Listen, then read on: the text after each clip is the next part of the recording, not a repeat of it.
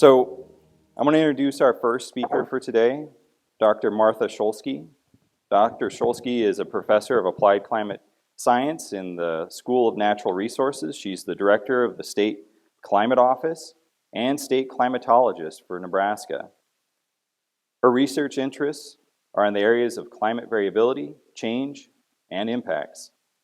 Let's welcome Dr. Scholsky to the stage. Thank you so much. Thanks.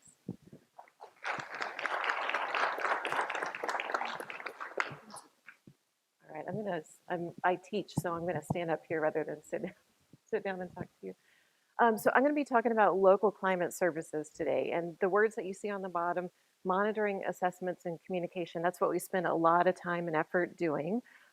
Just show of hands, how many of you knew that we had a state climate office in Nebraska? Hopefully, good. Okay, so this is a review for some of you then. So in terms of monitoring, so we deal with all scales and all levels of climate, past, present, and future. We put half of our staff, their effort goes into monitoring. The station that you see there, that is in Arthur out in western Nebraska. So for those of you that are not familiar with the Nebraska Mesonet, that is a real-time weather observation network. So a lot of our effort does go into monitoring. Most states across the country do have a state climate office, and we are here to deal with local climate issues, keep track of current and emerging climate issues, contribute to the U.S. Drought Monitor, contribute to flood warning efforts, anything that's weather related, then we've got some sort of handle on. Increasingly, we deal with climate change issues, which can be kind of a tricky subject to talk about in various parts of Nebraska, but we are increasingly asked, what does climate change mean for us here in Nebraska? And we deal with a range of sectors across the state. Media, agriculture, and education are our top three sectors that we deal with. We are starting to engage more and more with the health community, and hopefully through efforts like this, we'll get even more engagement. So I should pay attention to the slides that I have here. So we sit at a university. We're housed in the School of Natural Resources on East Campus, and we are what I consider a boundary organization. So we're not pure research. We kind of sit at this boundary between turning data into information. So in essence, that's what we spend our time doing, collecting data, data that we collect from these weather stations, as well as synthesizing the whole range of climate information that is out there and turning that into something that is relevant for decision makers. So I just put one of our maps on the screen here. This is from the Nebraska Mesonet. This is a data product that we develop in real time. It's a cattle comfort index. This one happens to be for earlier this month when the indices were quite high. So that just gives you one specific example of how we turn this weather and climate data into a piece of information. So why care about climate? Climate change is here. It's real and it's here now. It's not something that we have to wait for. It's not the polar bear on the ice floe way up in the Arctic. It's the flood of 2019, right? So the question is not, did climate change cause that event? Did it cause any event? The question rather is, how much worse was it made by climate change? Because it's already here. So that's what we spend a lot of time doing is helping people understand the implications of climate change for Nebraska. The picture that I've got here on the screen is from the Sandhills. That's kind of where where Barb is from. And you see that road, and it's partially underwater. The Sandhills have gotten a lot, I won't say a lot, they've gotten some wetter. Precipitation has trended upward over time across Nebraska. That's not to say that we don't have droughts. This overall wetting trend is punctuated by drought events that seem to be increasingly quicker onset droughts. So to me, when thinking about water quantity, to me, managing more water that's more variable and that's punctuated by these quicker onset droughts is an issue that we're going to have to be thinking about. Was that 4 minutes? gosh, yeah, okay. Recent trends matter. Future climate trends matter. Nebraska's climate future will be different than Nebraska's climate past. The rate of change that we've seen historically is slower than what it will be in the future.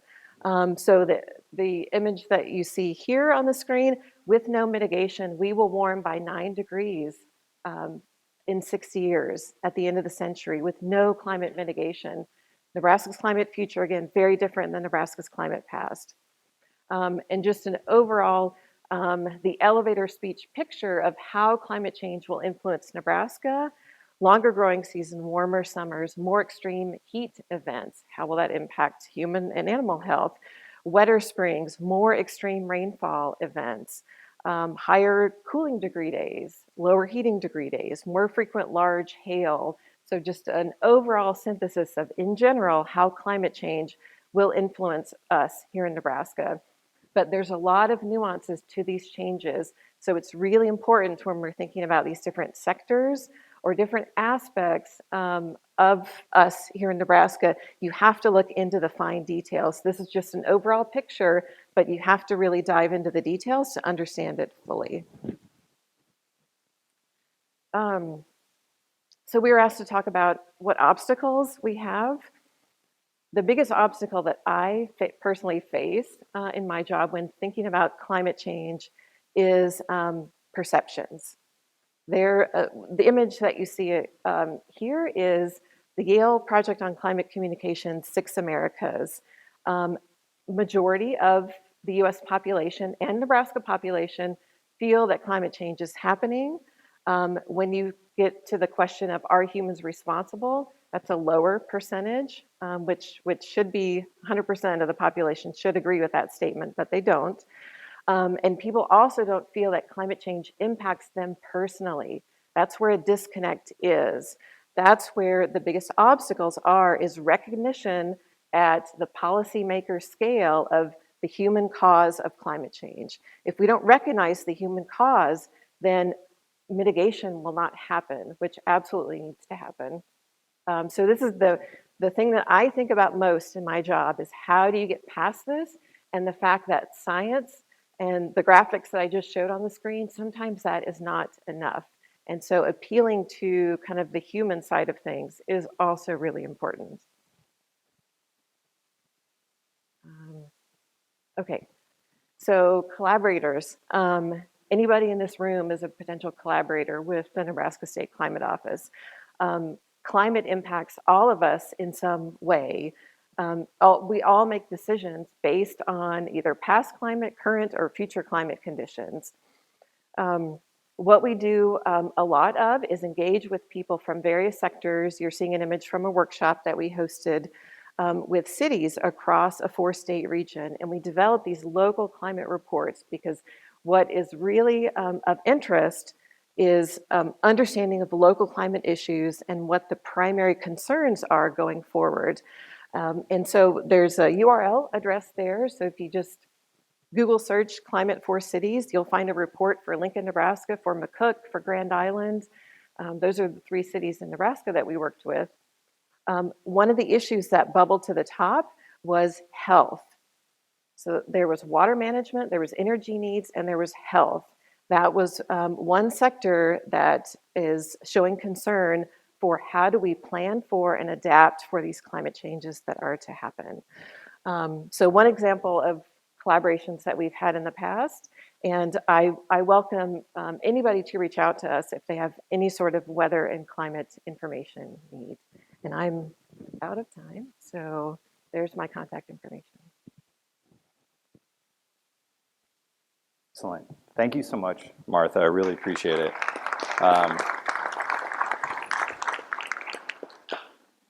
And up next, we have Dr. Kelly Helm-Smith. Dr. Helm-Smith serves as the Communication Coordinator and Assistant Director at the National Drought Mitigation Center, based at the University of Nebraska-Lincoln. She studies how we understand and measure the effects of drought and is interested in the parallels between drought and epidemiology. She works on tracking drought impacts by evaluating tweets and is involved in efforts to predict West Nile virus especially based on drought and temperature patterns. Let's welcome Dr. Helmsmith to the stage. Thank you. And, I have slides somewhere. My bad.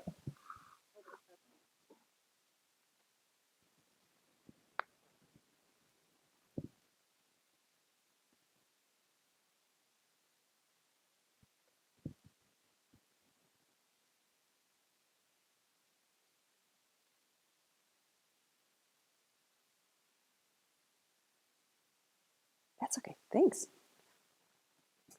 Okay, I'm Kelly Smith. I'm with the National Drought Mitigation Center. We're not just climatologists. The center was founded in 1995 at UNL to reduce vulnerability to drought. One of the things we realized was that if you wanted to say where is drought right now, you were pulling in lots of different products based on time of year and the region of the country. So the Drought Center was absolutely instrumental in working with NOAA and the U.S. Department of Agriculture in establishing the U.S. Drought Monitor. That's the map at the lower right corner of the screen. And that has really grown in credibility and prominence. It's now, you see it circulated widely in media. We get zillions of web hits related to this. The Drought Center is the web host for the Drought Monitor, and we are the academic partner, still working with NOAA and USDA. And the map kind of took on a life of its own, and it propels a lot of science now. People are saying, well, we have this NASA product that we would like to feed into monitoring drought. So it's become a real focal point, and it literally helps get the nation and states on the same page in talking about drought. But as our director frequently says, and I quote him relentlessly on this, monitoring is the easy part, and knowing what you're going to do about it is the hard part, which is why our center also, we have a core expertise in climatology and meteorology, but we're about half social science / humanities. I would put myself kind of in the humanities front, also social science. I started my working life as a newspaper reporter, and now I count the news, preferably, rather than read it, because there's just too much. So but we treat news as data now. It's narrative data about drought impacts, which is how I got into studying drought impacts. Why do we track drought impacts? From a research standpoint, it improves our understanding of how biophysical indicators relate to social and environmental indicators. We just need longitudinal data over time. There's, for drought impacts geeks like me, nothing makes you happier than finding a good data set about drought impacts and then lining up your climate data and figuring out exactly what's causing what.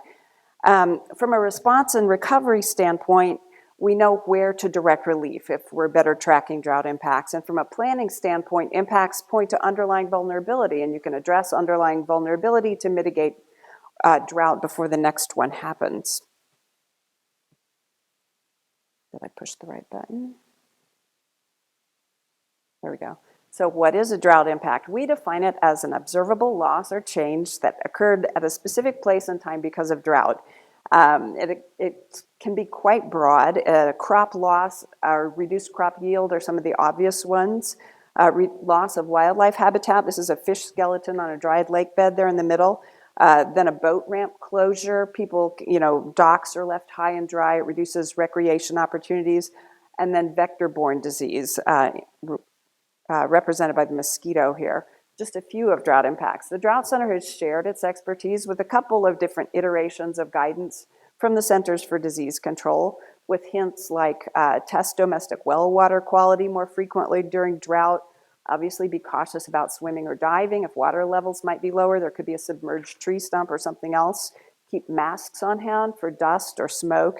And right now, I'm actually telling people to be very conscious of compounding hazards out west in particular. Drought is associated with heat and wildfire, and all of those things together are harder to deal with than one at a time. The Drought Center also collaborates in state. Some of our current collaborations are with natural resources districts. Right now we're working with the Republican River Basin on drought scenario planning. Also with the Lower Platte Basin Consortium on, I think, a variety of issues, but one of the things that will certainly be coming up is water supply for Lincoln, diversifying the supply either by connecting with Omaha or the the Missouri River and some intervening communities. So I'm saying this because municipal water supply is really a huge thing to think about related to health when you're talking about drought.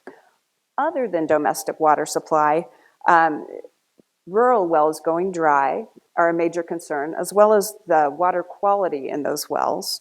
Vector-borne disease, such as West Nile virus, blowing dust, heat, stress, and also long-term land use change and aridification. This is just a broad kind of sampling of some of the impacts that drought has on health.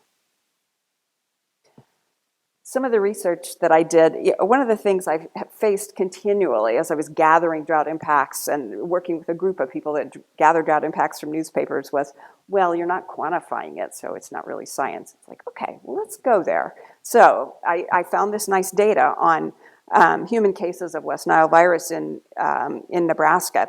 And what we found through this, it was kind of a data mining process, letting the data speak for itself. We found that a dry year preceded by a wet year with warmer temperatures contributed to a higher rate of West Nile virus cases in the state. Our model was actually better at predicting where it would happen than how many cases there would be, and there's more work to be done, lots more work to be done. I would think that a rural-urban split in analyzing the data would be a first step. We also, to get back to that fundamental question of quantifying the effects of drought, we modeled different scenarios, found that drought accounted for 26% of cases in the model of West Nile virus, warm temperatures for 29%, and together they were 45%. The takeaways, there's a lot of biology in there. Some biologists should get involved too. It's not just a climate question. Our efforts are now rolled into a larger project through CSync, which is very interdisciplinary organization, comparing a lot of different methods for predicting West Nile virus across the country. So that is going on as we speak. Switching gears a little bit, something else the Drought Center does to track drought impacts is to deploy eyes on the ground, crowdsourcing. We're also tapping into people's motivation to tell us what drought is like in their place, partly because they want to influence the depiction on the U.S. Drought Monitor map, which is linked to some federal assistance. And so we're working to tease apart the fact that they are motivated to submit reports. Yes, they have a financial motivation. That doesn't make their photos and information inaccurate. We just need to be conscious of that. So we've tried a lot of different ways to get people to submit, to give people a voice in the process, and it's this iterative process right now. We're deploying a new survey every year based on what information people are willing to submit, what is useful to U.S. Drought Monitor authors, and what is useful to state decision makers. Some of the information we collect is on health. Right now, this started out with what we had from the Drought Impact Reporter, tried to narrow it down a little, but really it's a question of what information do people need. If we knew exactly what to ask for that would be valuable to public health professionals, we could incorporate that on the survey. So I would welcome further conversation. It's been a challenge to get attention to the survey questions. I mean, I've paid attention, but just explaining it to the right people to get the right input is an ongoing process. So right now we're asking about air quality, vector-borne disease, changes in different activities, subsistence food issues, garden yield, relocation stress, increased algal blooms. So those are some of what we're asking about, and we could modify that with better information. It's my vacation photo. I was really proud of this.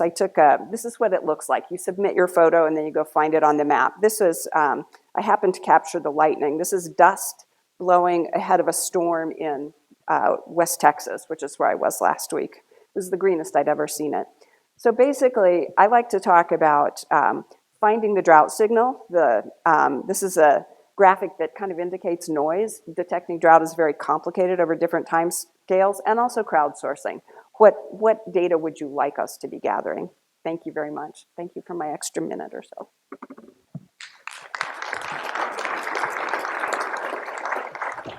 Thank you, Kelly. I appreciate it. Up next is Mr. John Gassman. John is the State Hazard Mitigation Officer at the Nebraska Emergency Management Agency. Before joining NEMA, John was a full-time planner for the Nebraska Army National Guard, working on overseas training. John served in the Army for 13 years, during which he was at 7 different duty stations, deployed in Iraq and Afghanistan twice each, and earned a master's degree from the U.S. Naval War College. Let's welcome John to the stage. Thank you so much. Thanks, Jesse. So, thank you very much for having me today. I feel a little out of place because we have some real experts here. As Jesse said, I've only been working for NEMA for about a year and a half. But I'm here today to talk about flood and drought mitigation planning and risk communication. And as Jesse said in the beginning when he was making his opening remarks, it is a multifaceted problem. We tend to think of it as a health and safety issue, but there are also social, political, and economic factors. So it is a little bit sticky, but we try to work through it. So the NEMA Hazard Mitigation Unit exists to reduce the impact of hazards on the citizens of Nebraska before they turn into disasters. Mitigation is the most proactive portion of the emergency management cycle. If people invest in mitigation actions now, they save time, money, and stress when they encounter those hazards. In fact, research shows that for every dollar you commit to hazard mitigation, it gives you a $6 return in savings on future disaster recovery. In some situations, like the unprecedented flooding in 2019, which is shown in this picture, the scope and scale are beyond the proposed mitigation actions. But communities and individuals outside of the flood hazard areas did experience extensive flooding for which they could not prepare. But in other instances, the choices that communities and people make put them at increased risk for particular hazards. If individuals choose to move into or remain in a hazard area, they must be aware of this risk and prepare accordingly. Communities must honestly communicate that risk to their constituents and develop building codes and land use restrictions to reduce it as much as possible. Otherwise, those hazards will catch both those communities and the people unawares. 2 important notes that I want to make here. Not everyone has a choice. Again, social and economic factors may mean that these hazard-prone areas are the only place for some people to live. In these cases, it's even more important to communicate the risk to the inhabitants and work with them to prepare for the hazard. Second point, every eligible individual and community impacted by a disaster must and will receive support in recovery. My team's secondary purpose is to help people through the worst days of their lives so they can emerge stronger on the other side.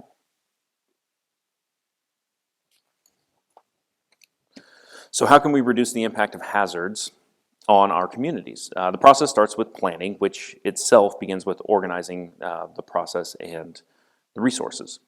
Almost all hazard mitigation plans in Nebraska are multi-jurisdictional, and the local natural resource districts lead many of those planning efforts. The NRDs gather stakeholders from as many entities as possible within their planning areas and ensure comprehensive input on possible mitigation actions. One significant advantage to this is that with the way the NRDs are organized, it leads to a watershed-based approach to mitigation actions. If a plan centers on a county or some other political boundary, mitigation actions taken in one jurisdiction may negatively impact another jurisdiction.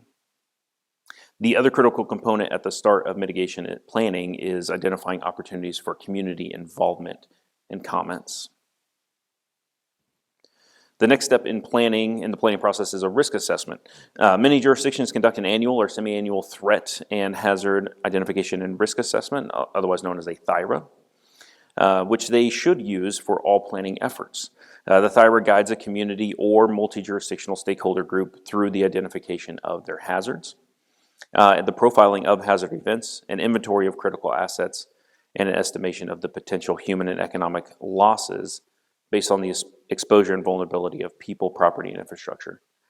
This process results in a profile that identifies the characteristics and potential consequences of the hazards, leads directly to the next step, which is developing a mitigation strategy.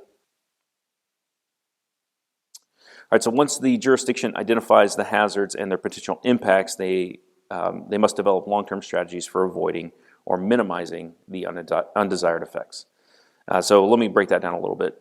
So what is a long-term strategy? Ideally, a mitigation action should provide total or near total protection from a hazard for at least 50 years. Some solutions, like acquiring and relocating or demolishing structures that are in a flood hazard area, are permanent. It returns that land to the floodplain and moves people out of the hazard area. However, elevating those same structures may provide a long-term reduction in the flood risk. That brings us to the second half of the first sentence, avoiding or minimizing the undesired effects. So relocating outside of the floodplain will help property owners avoid flood damage in the future, while elevating their homes will at least minimize the damage. The NEMA Hazard Mitigation Team can help local jurisdictions identify potential mitigation actions and develop an implementation plan. That includes identifying and applying for funding from state and federal entities. The last step in the mitigation planning process is to adopt and implement the plan. During this time, stakeholders must provide the public with ready access to the plan and review public comments. The Hazard Mitigation Team reviews all the mitigation plans that are submitted before we send them to FEMA for official consideration. My team also works with each jurisdiction to flesh out their mitigation actions and identify potential funding sources. When FEMA makes grants available, we review proposed activities and requests for grant funding to find eligible projects. As communities implement their mitigation actions and as circumstances change, they must update their plans, which FEMA recommends that it's done on an annual basis, but it must be done every 5 years. Lastly, I want to close with a quote from President Dwight D. Eisenhower, who said, "Plans are worthless, but planning is everything." In essence, he was saying that the product, the plan itself, is less important than the planning process, bringing people together, thinking about the problem, engaging, and finding solutions. Planning brings together experts from various fields, gives the public a voice in addressing hazards in the future, and it also allows stakeholders and the public to consider different actions and discuss the potential social and economic impacts. In closing, I'm grateful for this opportunity to engage with you today and talk about hazard mitigation. Please reach out to me and my team if you have questions in the future or if you want to discuss mitigation actions. Thanks very much. Thank you. I really appreciate that. Thanks, John. And up next, we have Mayor Josh Moaning. Josh obviously is the mayor of Norfolk, Nebraska. And before being mayor of Norfolk, Nebraska, he was also staffer for Congressman Fortenberry. And so we're excited to hear about some of the excellent work that's being done in Norfolk. So thank you very much, Josh. I really appreciate it. Thank you, Jesse. I'm glad to be here. Good morning. All right, who's been to Norfolk before? Familiar with Norfolk? Better than I thought. Good. All right, so we're a community of about 30,000 people in northeast Nebraska, about 100 miles north and a little bit west of here. Today I'm going to talk about water quantity issues and how they've impacted the city of Norfolk. I'm going to touch on a little bit of water quality too, which I know you talked about yesterday, but it's important moving forward that we have open and honest conversations about quality as well. So most impactful just in recent years are areas of Norfolk's flood control improvements and how they withstood the March 2019 flood. I'm also going to talk a little bit about plans that we have to restore and revitalize the North Fork of the Elkhorn River riverfront. And so you're probably noticing that I'm saying Norfolk and not Norfolk, right? So there's a reason for that, and it has to do with water. Norfolk was founded in the mid-1860s by a group of German Lutheran families who first stopped in Wisconsin, Watertown, Wisconsin. Apparently it was too crowded there, farmland wasn't good enough. They sent scouts out west. They eventually found the North Fork of the Elkhorn River. They liked it enough to set up camp, and they did. They were warned, though, by the Native Americans who had been there for a long time that this place floods a lot. You might want to rethink exactly where you're setting up camp. And in typical German stubborn fashion, they said, don't worry about it, we got it. So they proceeded with setting up camp on the banks of the North Fork of the Elkhorn River, and it did flood from the 1860s to the 1960s, about a dozen major flooding events, the largest being in the early 1960s. So downtown Norfolk was full of water, almost a dozen times in those 100 years. And it got bad enough that local leaders in the 1960s said, we probably should do something about this, try to do something about this. So they collaborated with the state of Nebraska and the Army Corps of Engineers on a major flood control project, which you're looking at right here, a 4.5 mile flood control channel, construction starting in 1966 to withstand twice the amount of water a 100-year flood would impose on the city. Project was completed in 1968 with the total cost of about $4.5 million, which was a huge investment at the time, as you can imagine. And I'm sure there were a lot of people wondering why we were spending all this money on this project.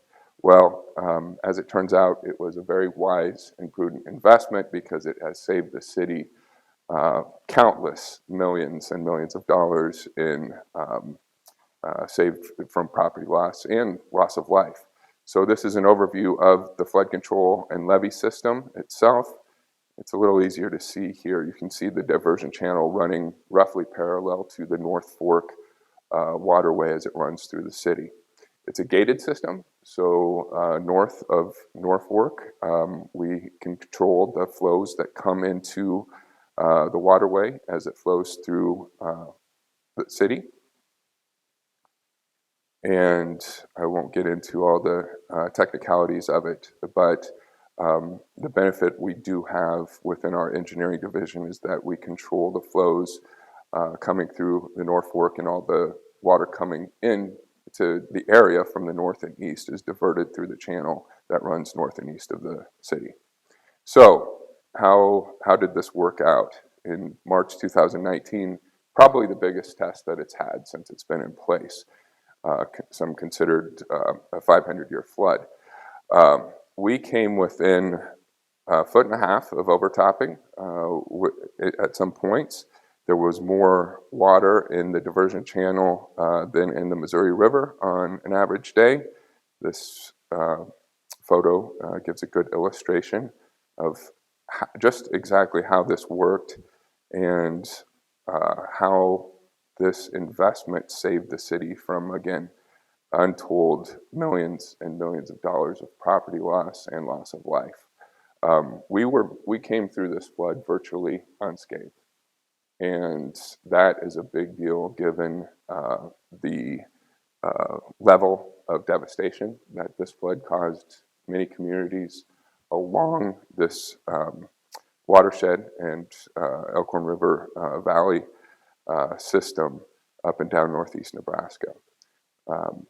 We did have, unfortunately, one loss of life not related to the levee. The levee did not breach, and again, no overtopping. So you can see the significance of what happened in the community. But again, that investment that was made and the collaboration that it took to get it done saved the community of Norfolk a lot in terms of property loss and loss of life.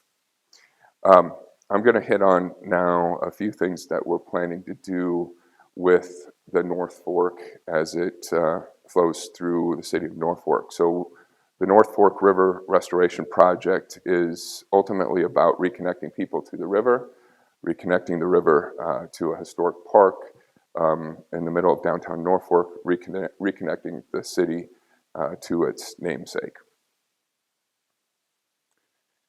And mechanically, the project is removing a remnant of the original dam structure right there at First and Norfolk Avenue under the First Street Bridge.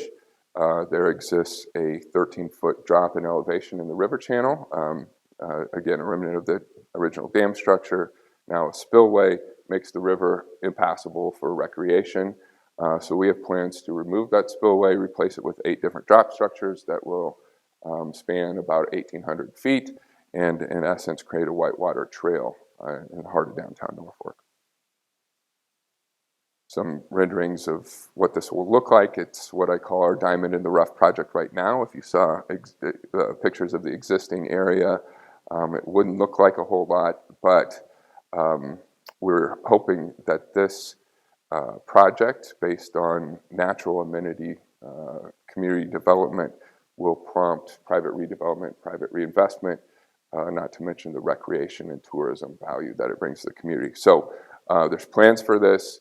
To get to its essence, we're in final design at this point, awaiting in a few weeks, hopefully, final permit from the Army Corps of Engineers to let us go into final design and start work early next year with completion hopefully late 2022, early 2023. And lastly, I do want to talk a little bit about quality, the importance of, us now asking people to use this waterway for recreation, and how important it is that we know what's in the water and the potential health outcomes of not taking action because of what's happening right now and what we're seeing with water quality in our area. I know you talked a lot about this yesterday, so I won't belabor the point, but high nitrate concentration, especially northeast Nebraska, directly impacting our area. And the more education we can do about this and the more public awareness that we can create about the problem, the health outcomes, correlation between birth defects and cancer potentially, the better, the more engaged we can get citizens. And then I think we can move to the stage of talking about solutions. Solutions, I think, that need to be elevated in proposals that are based in sustainable agriculture, saving farmers money, improving soil health, and improving yields at the same time. This is the public health issue of our day, and the first step is engaging in public education, increasing awareness, and engaging citizens and concerned citizens from the area to take up the issue. So I think I've run my time. Thank you very much.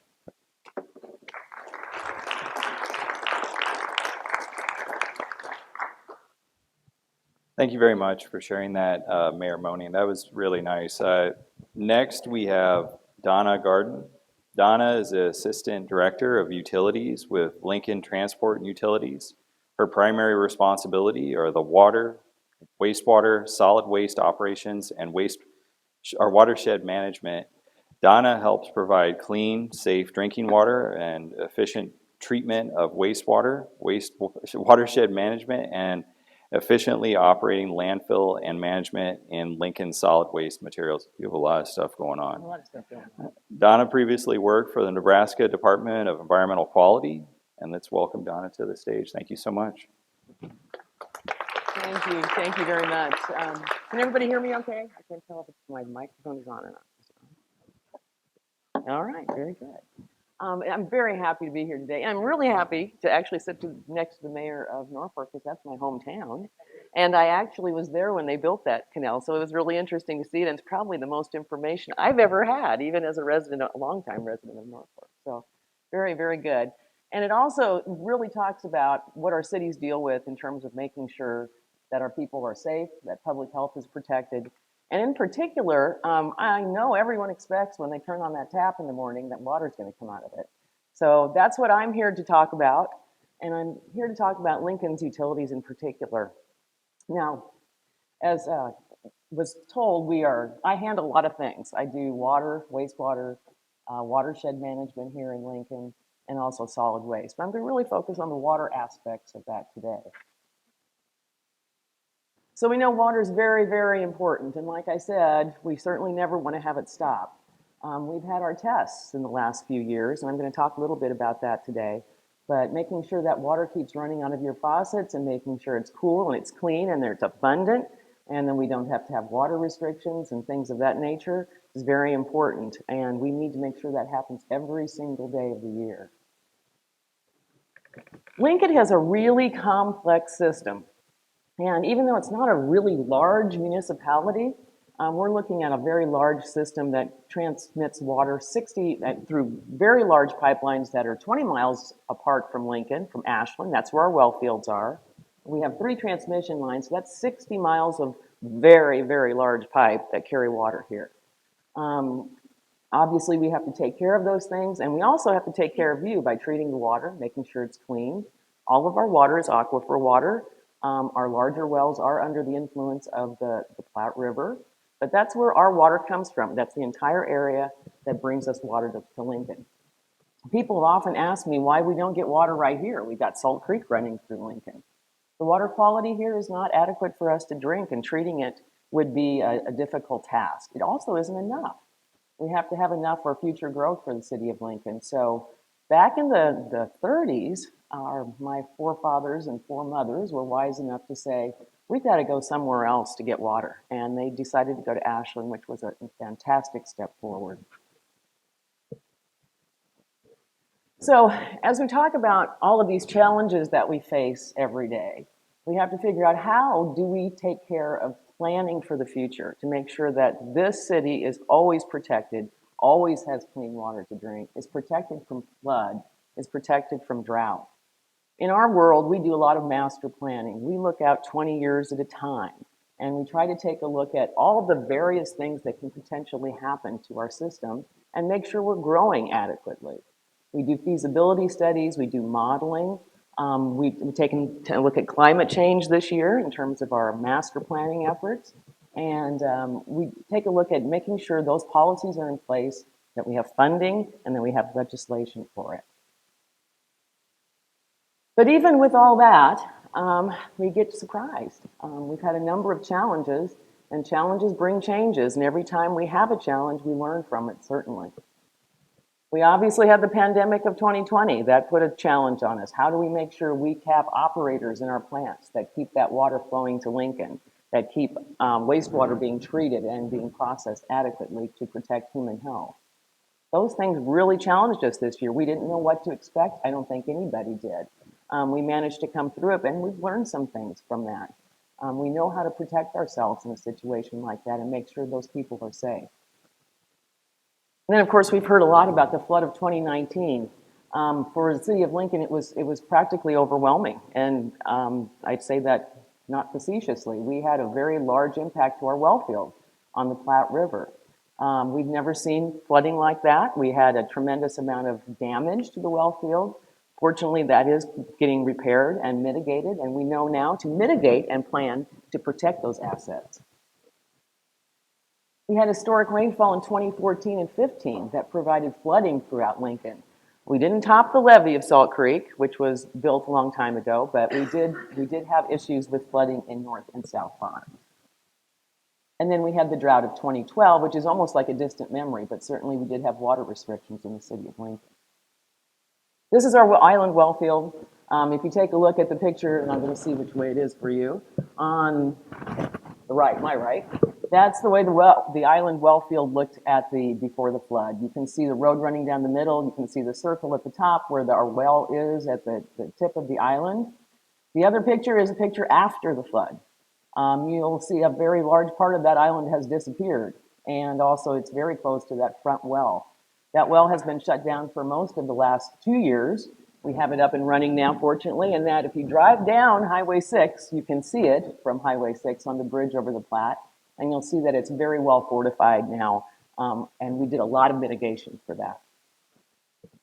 As was mentioned earlier, I think Kelly mentioned it, a second source of water for Lincoln is always a question, and we are looking really seriously at pursuing various things. We're stocking some money away because this is not an inexpensive proposition.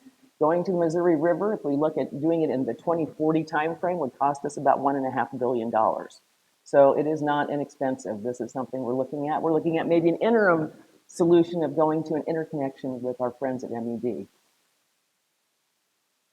And I just have some pictures here of some interesting things. This is the inside, the picture of the round circle on top. You can see some hard hats down there and some people in some rain gear. That's the bottom of one of our horizontal collector wells. Those are not small, they are huge. They produce an awful lot of water for us. In fact, we have 4 horizontal collector wells right now that produce half the water for Lincoln.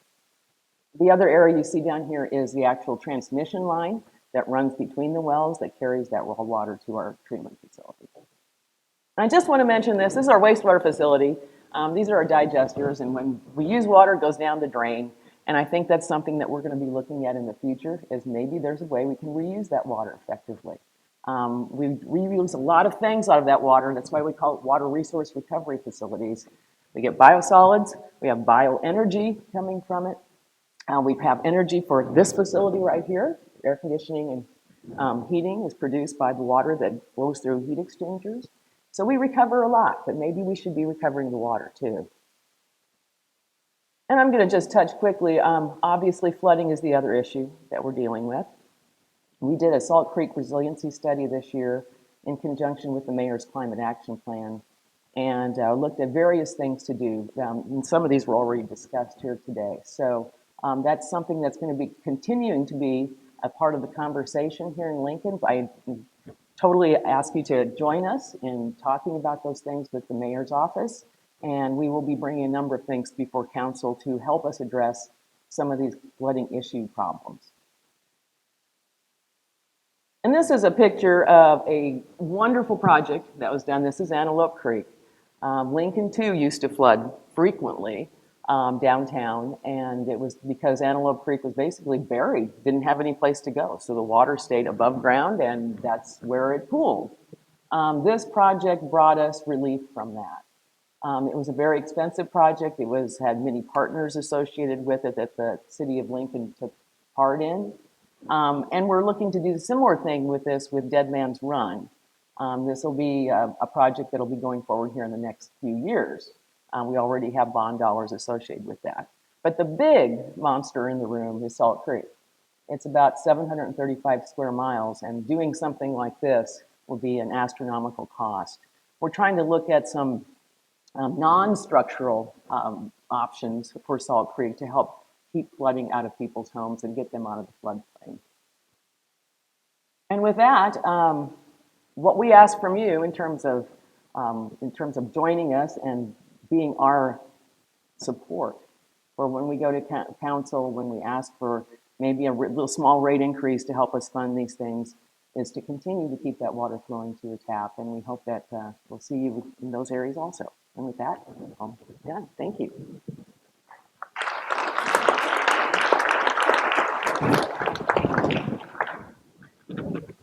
Well, thank you very much, Donna. That was really nice. And next, last but not least, we have Barb. Barb Coaxley is a rancher that is out in the Sandhills. Her and her husband are the fourth generation on that ranch. And I was just looking at this, and I was like, is this actually true? Is it that you grew up near Stinking Water Creek? Okay, I was hoping that wasn't a misspell there. So she attended at UNL with degrees in agronomy and range management. She previously was the director of the Nebraska Cattlemen's Association and currently serves on the Nebraska State Climate Assessment and Response Committee. And with that, I just want to say thank you very much, Barb. I really look forward to your talk. Right, thank you. And good morning, and thank you for the invitation and letting me talk about my favorite place in Nebraska, which is the Sandhills. And I did put in my bio that I did, since this is a water summit, that the river that ran through the ranch where I grew up is called the Stinkin' Water Creek. I grew up swimming there, fishing there, and even today I wouldn't hesitate to step back into the Stinkin' Water Creek. Something you should look up sometime in southwest Nebraska.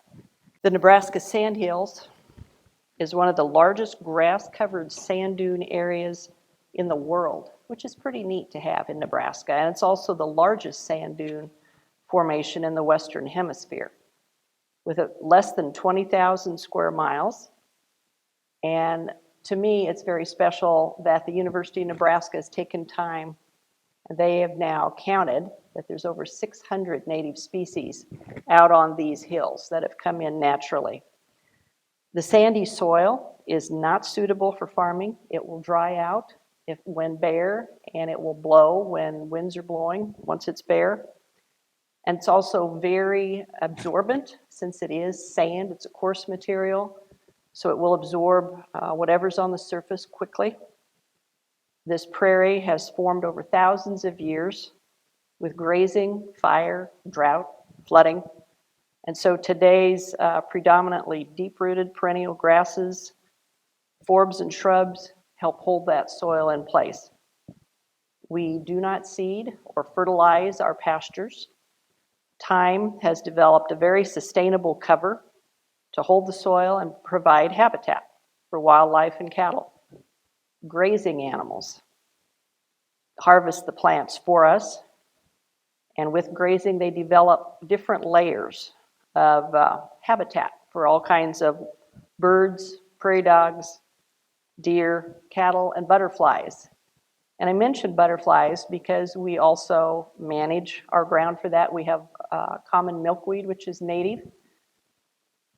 And we depend on pollinators, not just the butterflies, but all pollinators to to pollinate the grasses and the flowers.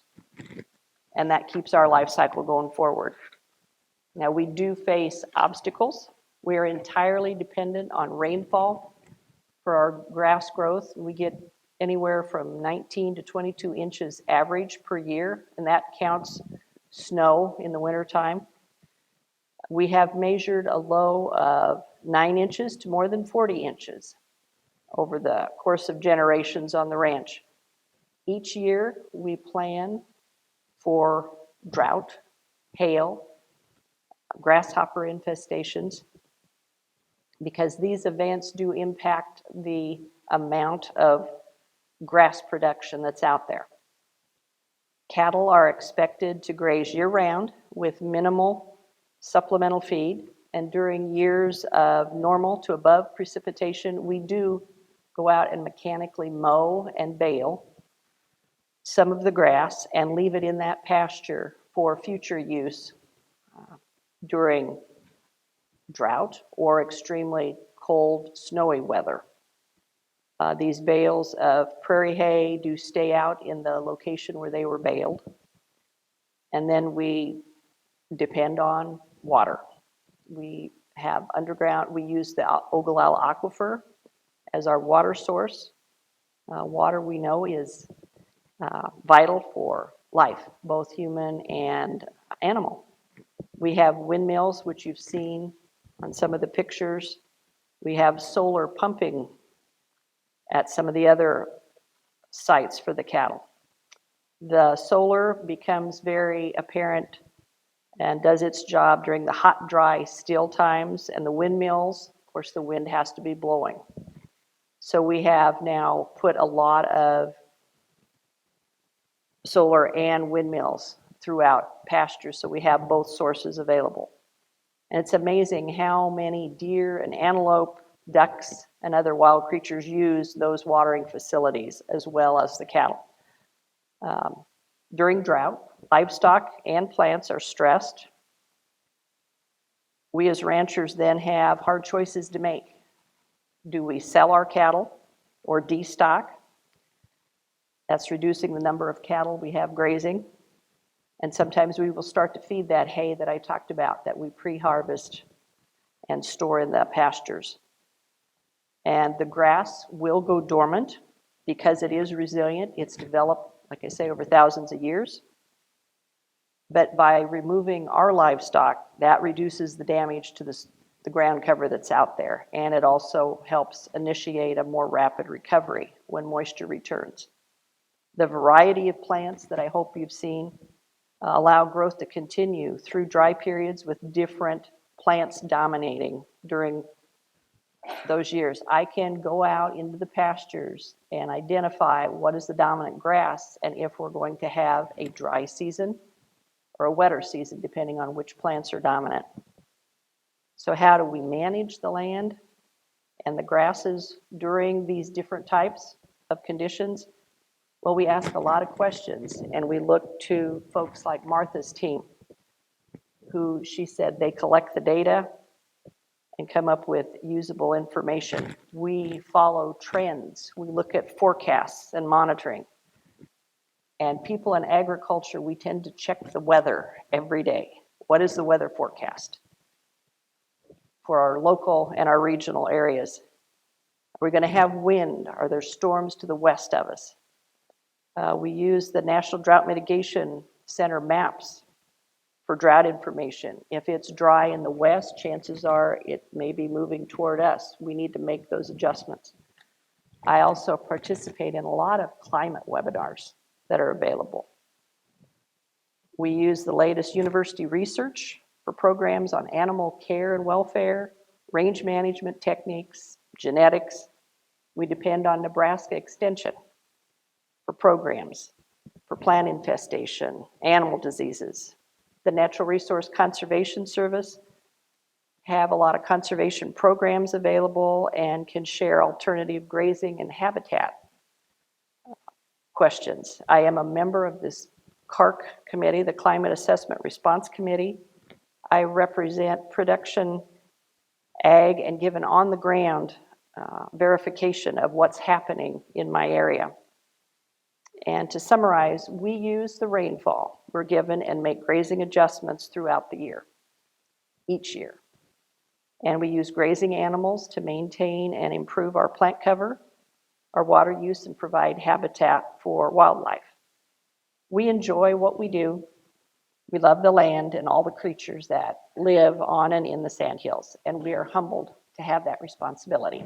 Thank you.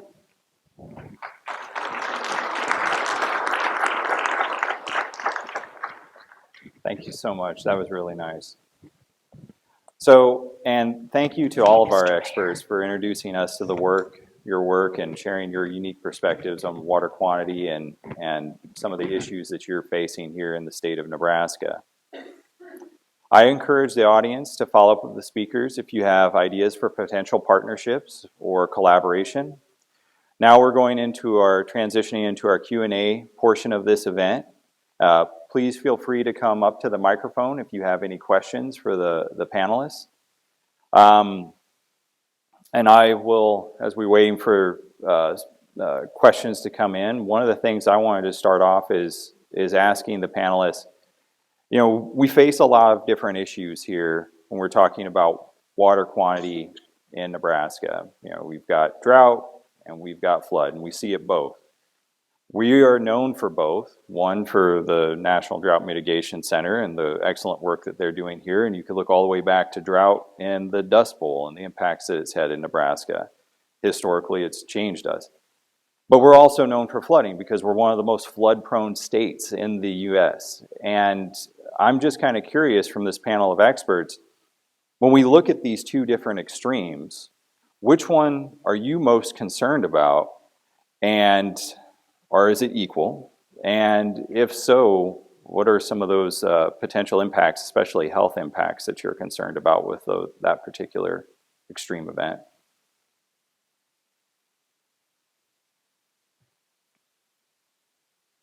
If you can, oh, there we go. So I think from a safety standpoint, flood is very concerning for us in hazard mitigation because there are so many people in the state that live in flood hazard areas. You know, as I said, one of the things that we are encouraging communities to look at is those permanent solutions, moving people out of those flood hazard areas. But drought is also very concerning because, you know, there is no the kind of simple solution like that. You can't just move people out of a drought area to mitigate drought. So what we are seeing though is that more communities around the state are taking a serious approach to drought mitigation planning, bringing stakeholders together before an event happens, doing tabletop exercises to figure out the types of decisions that they will make when they do encounter a drought. So there is, I think, kind of a glimmer of hope. People are thinking about it. They are taking it seriously and coming up with solutions.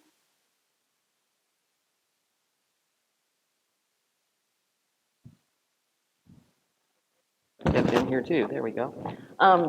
I guess from the standpoint of before 2019, I would have said drought was my worst fear. That was something where we know that we were planning for a second source of water. We know that another source of water would help out in the drought situation, obviously. So that was our biggest concern. But 2019 kind of changed that perspective for me. I know that not only will a drought could potentially hinder the amount of water I could bring to Lincoln, but my infrastructure out there could hinder that. And losing that infrastructure to flood like that was a big impact to me. The other piece of that also has impacted me since my time with the city of Lincoln has been the impact on folks that live in the floodplain. and the actual threat of having their houses flooded and things of that nature, and not being able to do a giant project like Antelope Creek to save them. I wish there was something more that we could do that in terms of, and I'm not saying from a, maybe not from a live standpoint, but certainly from their materials and things that they have in their houses. But I think both right now are pretty equal in my mind.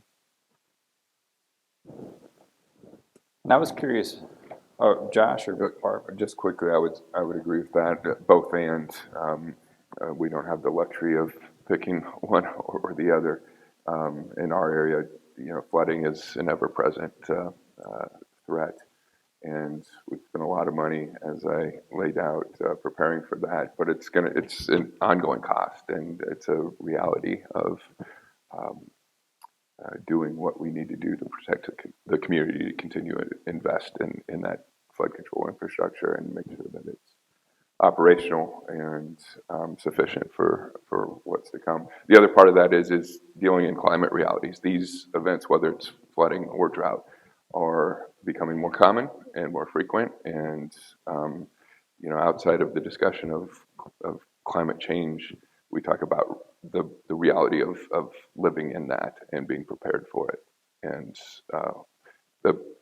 both the challenges of that and the opportunities that come to our area in it. And Martha, I was kind of curious about your constituents that you serve across the state. Do you feel one over the other, or is it pretty much equal? I don't know that that's been expressed to me concern one versus the other. I think just making sure, and we've seen some great examples of people planning for what is to come, but my concern is for those communities who are looking for the past as a way that they should plan for the future, and that's really not the correct way to do it. So making sure that we are planning for Nebraska's climate of 2050 and not of 1970. So making sure those climate projections are factored in, which I think is happening more and more. But quickly going from one extreme to another is going to be more the norm. Like 2019, it was third wettest year on record, and then we went to this 15th driest year on record in 2020. So quickly going from one to another is going to be something that will add, I think, extra impacts.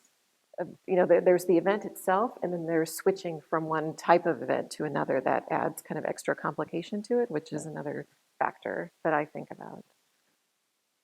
And ours would be definitely drought in the Sandhills as the plants dry up. We have lack of cover, and then we also have increased wildfire from even when rainstorms come through. If lightning hits dry ground, that can burn, and then that bears the soil, and then it just kind of starts a cycle of bare sand that begins to blow, begins to move. We can't get grass to grow quickly. The plus we have in the Sandhills with perennial plants that have developed under fire, the root systems will be there so that when it comes, be it years or decades, we know that they will come back. But drought is definitely our biggest plan for. And so, it's interesting in public health, a lot of times drought gets very little attention compared to flooding. Flooding is that natural disaster that people see. The impacts are immediate. It sends people to a hospital. It changes lives immediately. Drought is that longer term disaster that has that slow evolution. And because of that, sometimes the public health impacts are less immediate. You have those delayed or onsets that potentially can occur. So it's the challenges are so similar in some ways, but also different in some ways. And so this is going to Josh and Donna and John to some extent, but feel free for anybody else. Martha, you brought up a great point.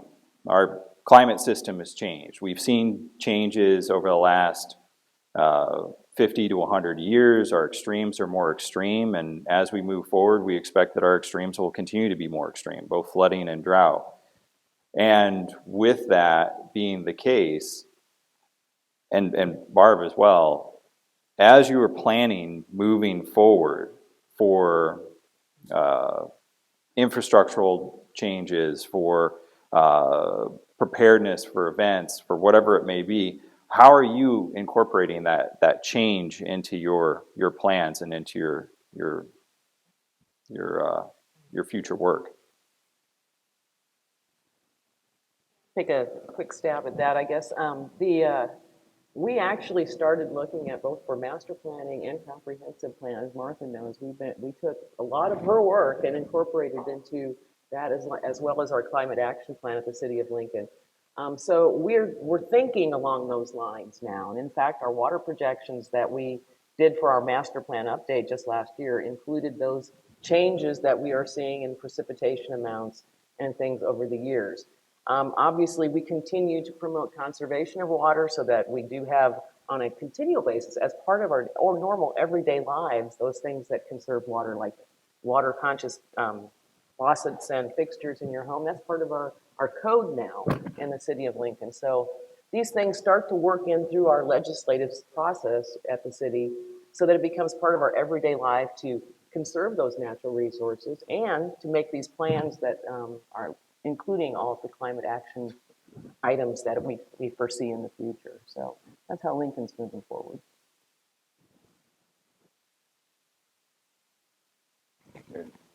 I would just say, I think it speaks to the importance of communities of all sizes recognizing the importance of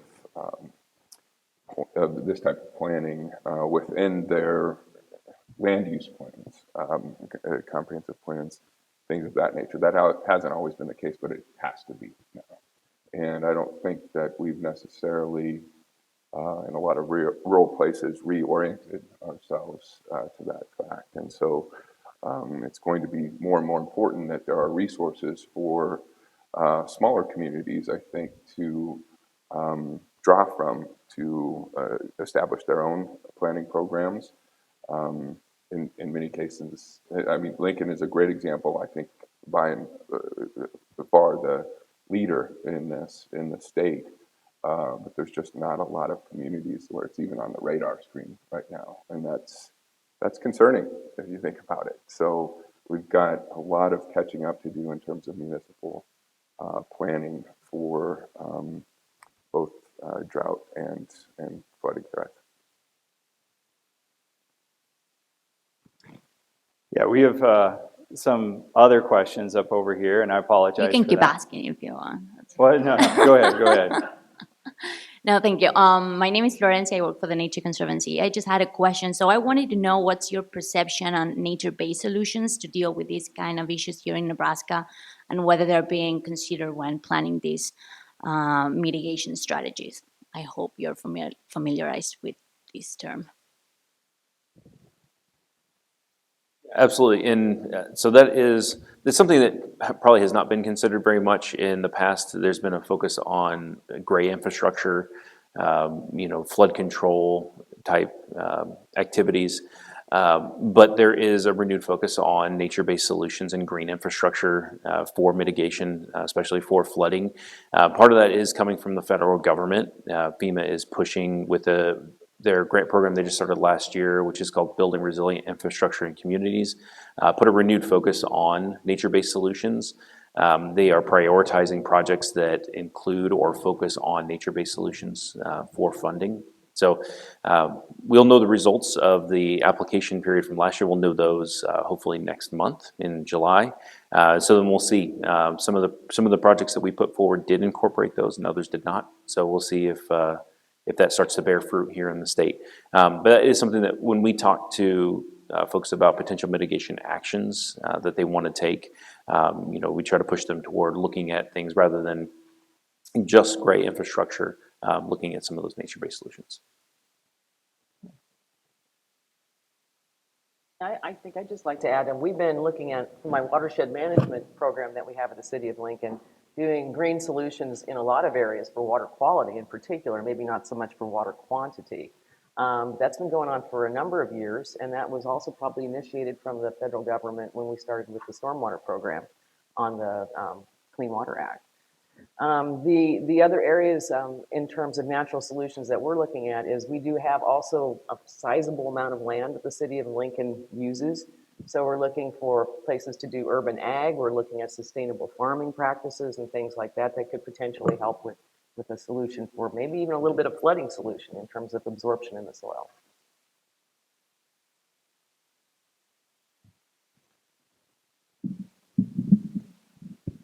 Thank you all for those great presentations this morning.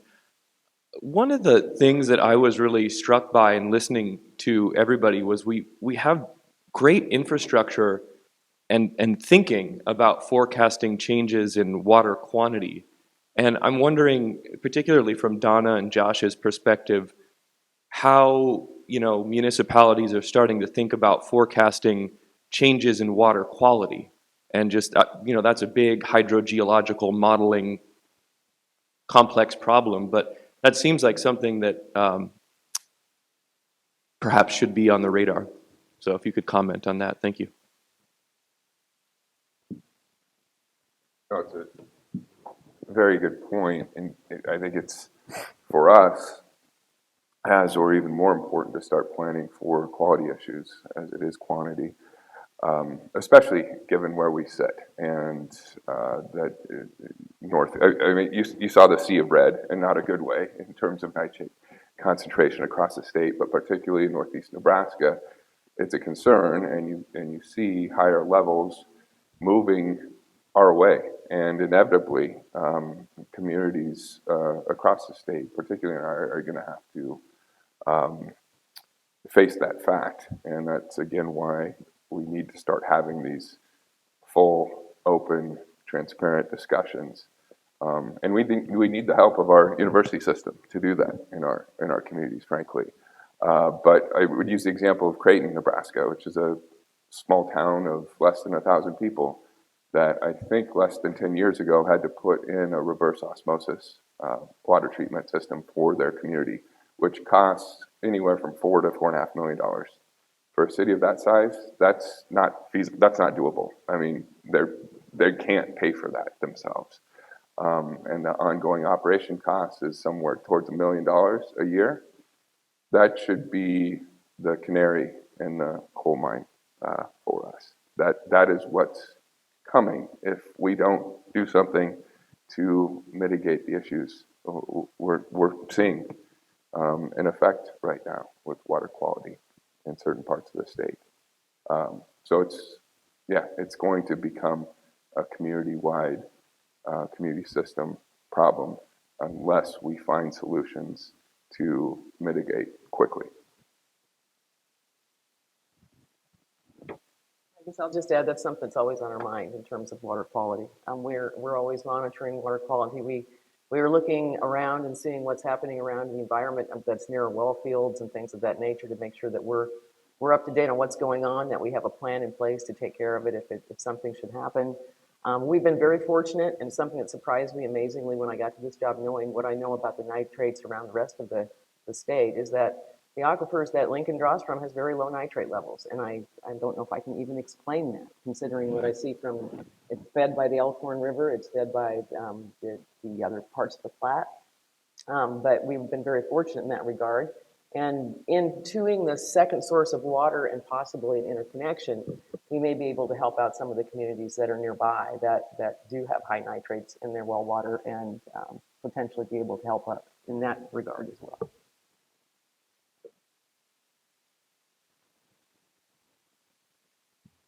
Thank you for all the great presentation.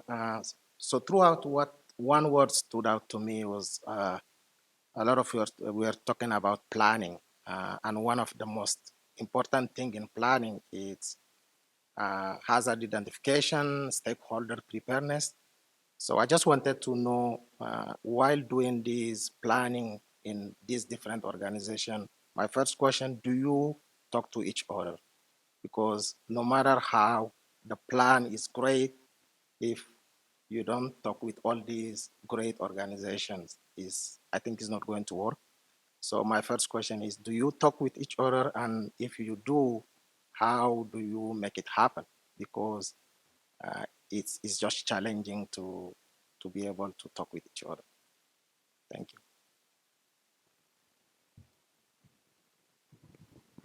Well, you're absolutely right. It is incredibly challenging. In fact, one of the things when I first came into this position, even before actually when I was interviewing, I was asked what I thought would be the most challenging part, and I think I accidentally hit the nail on the head when I talked about bringing together disparate stakeholders and trying to get everyone into agreement and moving in the same direction.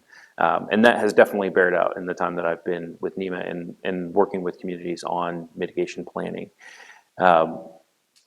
As an example, we just did an update on our state level hazard mitigation plan that started in February of 20. We had a great plan for doing community engagement and meetings and bringing together all the stakeholders. But then, of course, all of that was turned upside down with the pandemic when that started in March. So then we switched to a virtual model. In that case, and a lot of the local jurisdictions have also had to do virtual level or virtual style meetings and planning events over the last year. We're now getting back to in-person events. This is a great example.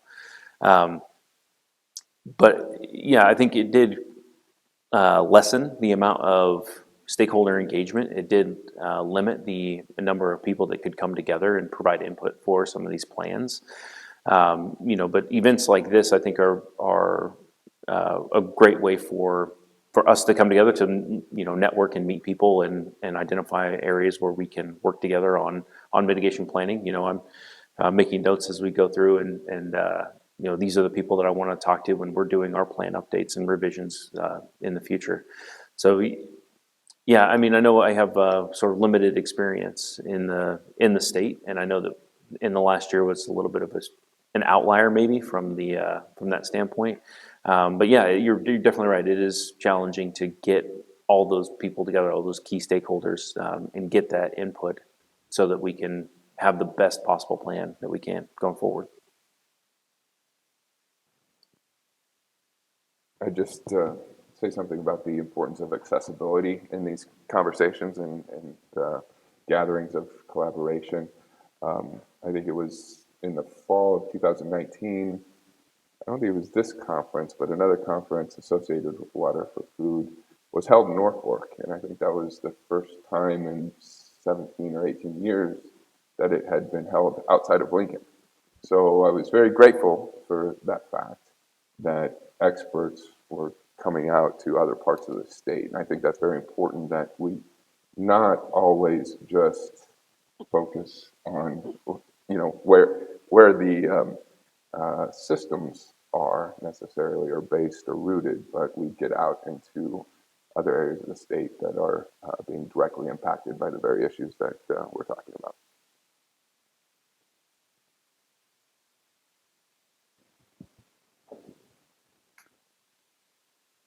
Are we supposed to be wrapping up here pretty soon?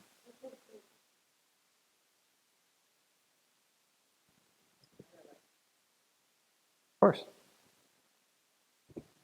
I just wanted to point out that a lot of the things that we do to mitigate drought or to reduce the effects of drought also reduce the effects of flood, like diversifying water sources, increasing the carbon content in soil that makes it retain moisture better.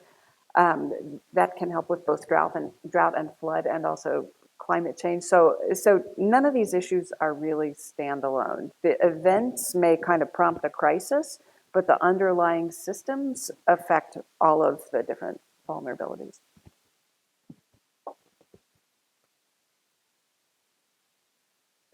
So I think that's going to be it for today. If unless you have any other last comments that you want to make, I'd be happy to give you another opportunity. But if not, I just want to say I really appreciate your support, and I really appreciate you all being here today. It was very nice discussion and wonderful presentations.